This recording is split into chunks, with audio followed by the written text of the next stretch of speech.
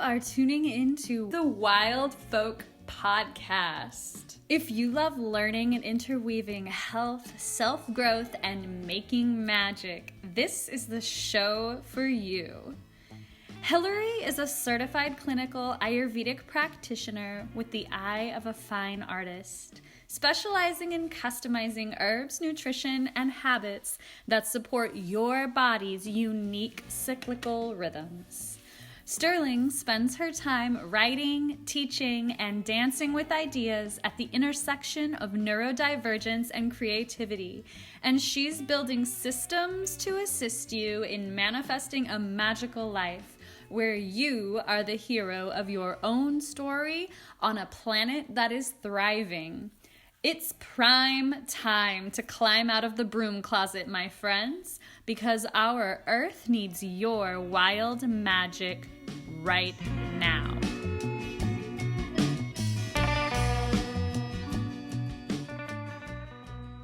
We're less outwardly affected by it because we're young and we have this kind of like innate strength. But the longer that we do that, the longer that we live those ways out of balance, the more that we deplete our bodies, and then we think like we're just in these old bodies or whatever, but really it's because we fucked them up for so many years, dieting and drinking and doing all the things that really not helping us get to ourselves. 100%. And there's something really interesting that I've been pondering about specifically the things that we take into our bodies, whatever they may be, food, drugs, liquids, but I'm talking like physical. Yeah. Oh, shit, we just went there. These things, it's very challenging to reform the thought, because from a very young age, we see that we consume and then we excrete. So we take something in and something comes out. But the thing that we take in is not the thing that comes out. And there are components of everything that we take into our bodies that is still in our bodies. It might have been transmuted. Some of it might have been processed as waste. But the vast majority of it is what is actually our bodies. It is what is actually making up our cells. And a lot of it actually just like sits in our bodies in little pockets that are dark little corners that we never necessarily see, especially that we consider supplements or drugs that are fun to take, or whatever other reason that you're taking really weird research chemicals. Maybe it's in your sniffer snacks that you're snorting on Saturday night. Whatever it is, you're taking that into your body and it is not coming out what you took in.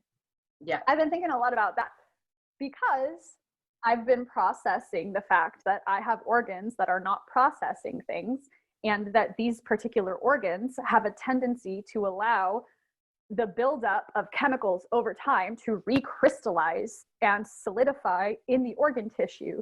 And this is actually a thing that happens in the livers of mammals that have livers, is that I might only take a very, very small trace amount of something into my body every time I take it in, but it all goes to the same place and it magnetizes and it all gloms together and it becomes a big piece of that thing. And now it's in me and it's not just going to flush out. Yep, exactly. Yes, we all have different places too in our bodies that are more compromised than other people. Like we have, there's like affinities in our different bodies. Like people have different places where, as somebody might be affected all the time in their lungs, for example, they might have asthma or like chronic like infections in their lungs, whereas like you have a liver thing. I also have a liver thing, probably because we ate the same amount of shit, and also because that is compromised in my family line. So I was born into this world with places in my body that have a stronger affinity to go out of balance. And we all have those different places, whether it's in our joints, in our blood, in whatever, in a different system in our body. And another thing in Ayurveda, which this kind of goes to like taking in the substances that you were talking about and they're piling up, there's the disease process. I guess it's called the disease process. That's explanatory. Yeah. And what happens is something accumulates. So you have an accumulation of something. It accumulates. That location of accumulation in your body gets aggravated. But then if you remedy it, it will become alleviated. So it accumulates, it aggravates, and then it should alleviate with the right choices.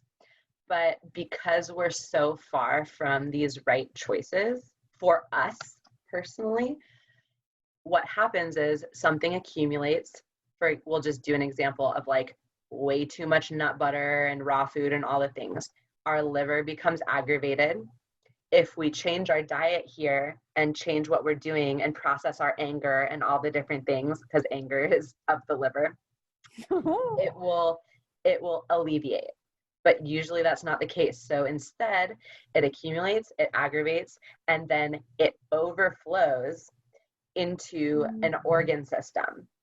So it's like accumulating in our lymph, then it's accumulating in our blood. After our digestive system can't process it, then it kicks it out into the liver. And so then it's overflown into the liver. Now it's out of the digestive system, it's out of the lymph and the blood into an organ. This is the disease pathway. Then after that, after it aggravates, accumulates, and becomes overflown, then it relocates so it can go into other places if it continues, and then it manifests as a named Western disease. So like cirrhosis of the liver or fatty liver or whatever.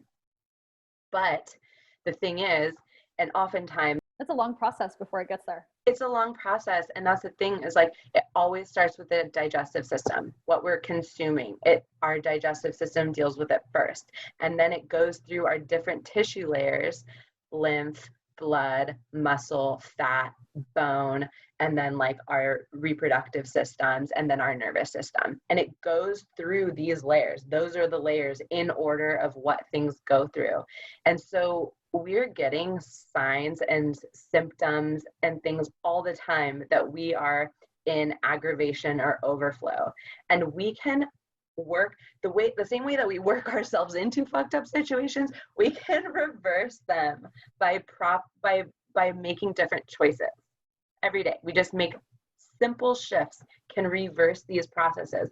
But by the time it gets to the Western medical diagnosis, it's late in the game, but often it's not too late, but often it's told that it's too late and that you just need this medication. But if you make different choices, you can reverse yourself out of these situations, like we're doing right now with our diet, and with drinking enough water and with getting rest and not pushing yourself, by listening to your body. Coming back to listening to your body. Yes. Oh, so real. It's so interesting too, because I know I mentioned this before, but I genuinely feel like I've been sitting still for a year. I've been sober for a year. I've been paying really close attention and shifting my diet for a long time, but probably like 9 months on this tip that we're talking about. Mm-hmm. And I still have not been sitting still long enough that all the repercussions of all the time I wasn't sitting still are like still slamming into me.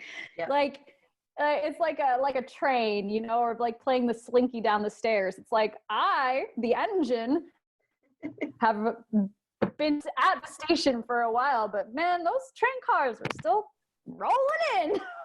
Yeah. Rolling in. Yeah. We've got a ways to go. Yeah, it's the ripple effect. It's like what we do causes an effect. The more we do something, it causes a bigger effect. Oh yeah. Yeah. That's a really valuable practice for the journaling too. I think even just to have one specific self-check task is just writing down each thing I put into my body without judgment. It's a tracking, it's a record. It's not about questioning or lying or being concerned about the person that might see it, that might judge a thing, but Totally. just actually being able to look back over a day or a week or a month and go, oh, okay, so that's what I put in my body and that's how much of it I did. And maybe that has something to do with why I felt that way the next day. And being able to do that with anything, being able to do that with amount of sleep, amount of water, what kind of media I'm consuming, how I'm spending my time, because it's really interesting to consider goal setting systems.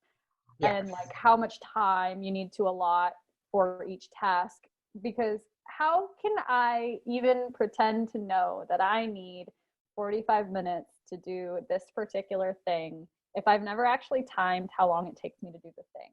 You know, like how am I supposed to know that this is the healthiest diet for me, or that I feel this way after I eat this thing, if I don't even know how I felt after I ate the thing because I didn't write it down and I ate 5 other things? Totally. Yes, this is why we need to simplify. Yep, simplify and journal. Yep. Well, that's like the conclusion to this whole long I think it is. I think so too. Totally. we're like so good at this. We're really good at this. We need to simplify and journal. Yeah. Everybody write in a fucking journal and shut up. Except keep talking to yourself. But like, shut up all the other ways. So good.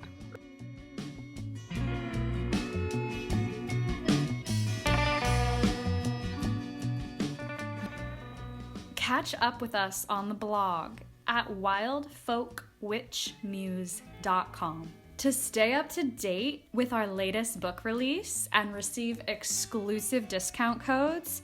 Be sure to sign up for the email list. You are listening to a bite-sized excerpt of the podcast. Perfect snack time for your mind. For the full episode, subscribe and join the tribe. This episode segment is brought to you by the Witchy Wellness Weekly Subscription. If you're ready for recipes, rituals, resources, and original artwork to up-level your craft and self-care, sign up to receive the weekly Witchy Wellness Kit at bit.ly/Witchy Wellness Weekly. That's bit.ly/Witchy Wellness Weekly. Everybody listening, we love you. Thank you for being here. Also, keep an eye on the Wild Folk Witch Muse Etsy shop for customized wellness workbooks, witchy wall art, and all sorts of creative, crafty resources and wild inspiration. And all these things will be linked below.